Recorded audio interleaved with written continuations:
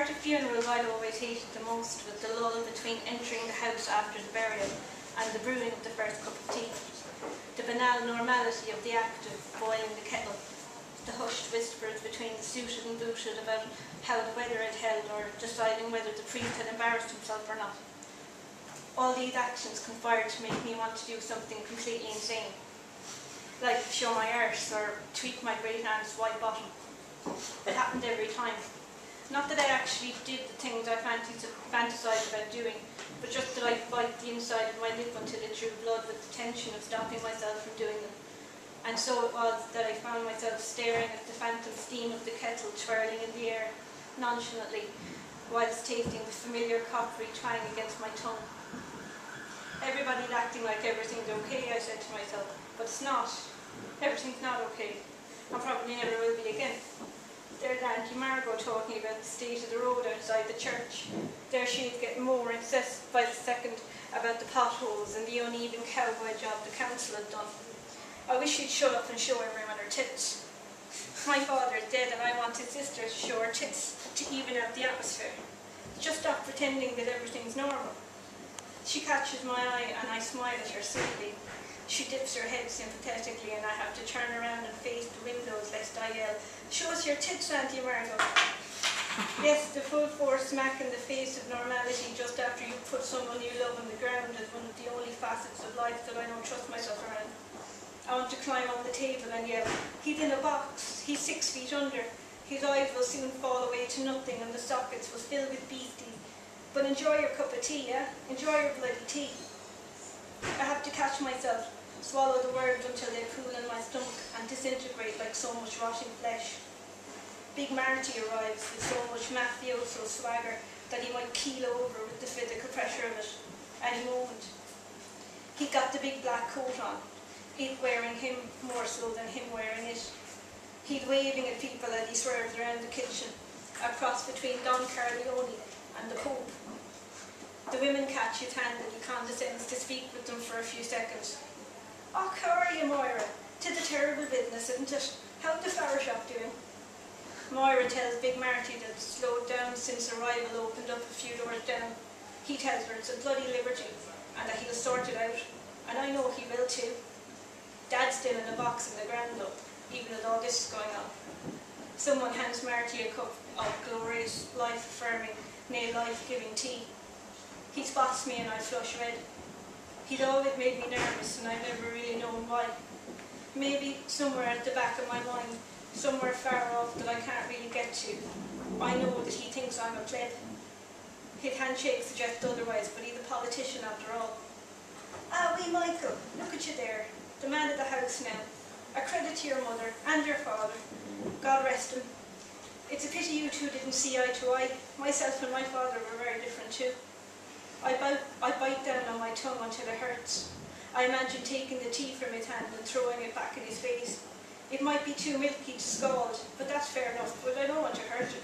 I just want it to look ridiculous for a few minutes. I want the whole room to stop and look and see something completely out of keeping with how these things are supposed to go, happening in the corner. The sponge cake made by my sister, heaving with cream, would be another good one, I thought. I wanted to see him pull the globs of it out of his eyes and stand there in silence, trying to comprehend what I had just done. It would have been a stupendous moment. We sorted out our differences, Uncle Marty. Have you been offered cake? I'm on a diet, lad. It's just as well, I thought. He asked me about my book, published at the start of the year, and in a trance I told him all. I reamed off the names of all the places on the tour in chronological order: Copenhagen, Malmo, Berlin, Munich, Vienna, Salzburg, London, home. I gave him the monetary numbers, which was all he was interested in anyway, and rattled on until his eyes glazed over and the moment morphed into something deliciously awkward. I almost launched into a full-on PR tour de force, but felt like I'd be torturing myself more so than him.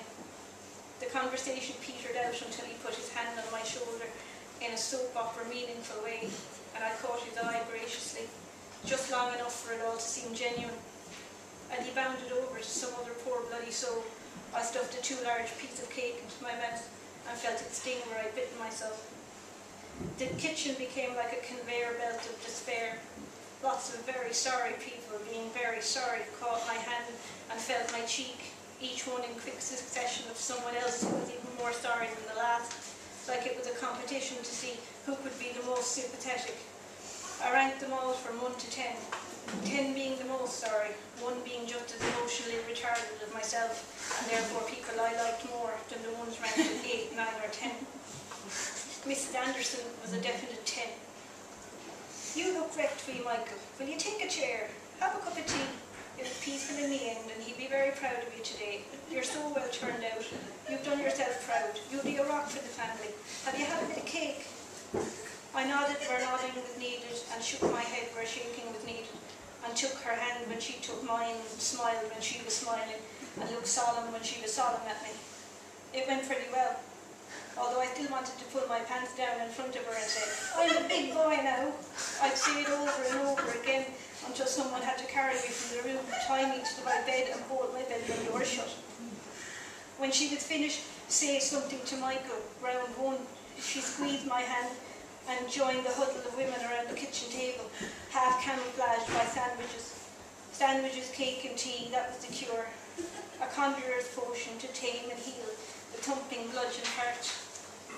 I looked out the window and the landscape looked peaceful, samey and oblivious. Everything outside went on just as before without a care.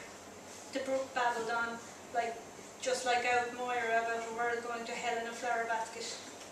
The long grass swayed in the breeze like Big Marty after a third snifter. The mountains climbed over each other competitively, trying to touch the sky like Mrs. Anderson in round 2 of I'm More Sympathetic Than You. But it was the birds that got me right in the pit of my stomach. The jealousy I felt as I watched them soar majestically into the gathering gloom of early evening almost outweighed my grief and far outweighed my resentment. I turned back to face the prison of the death house, and for an instant thought I would end up doing something that would turn it all into a calamitous, long-remembered disaster of catastrophic proportions. I wanted to strip naked, cover myself in cake and shout, my dad's dead, let them eat cake, my dad's dead. I smiled coyly and went to unbutton my trousers, but then my mother walked in. She'd been out the back with her brother and sister-in-law for ages, and I'd almost forgotten about her. The tumult of unpoured, screaming grief in my selfish head had made me forget about my own mother. I took my fingers away from my fly and sat back against the sink. She looked tall, elegant and strong. Her eyes were red, but her smile belied the pain as she handed round a platter of sandwiches. I said, thank you for coming, with the gentle sincerity that only a mother can display in times of untold sadness.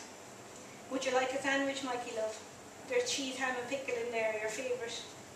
I took the sandwich and smiled at her with all the love I could pull out from within the wires of tangled grief knotted inside my chest.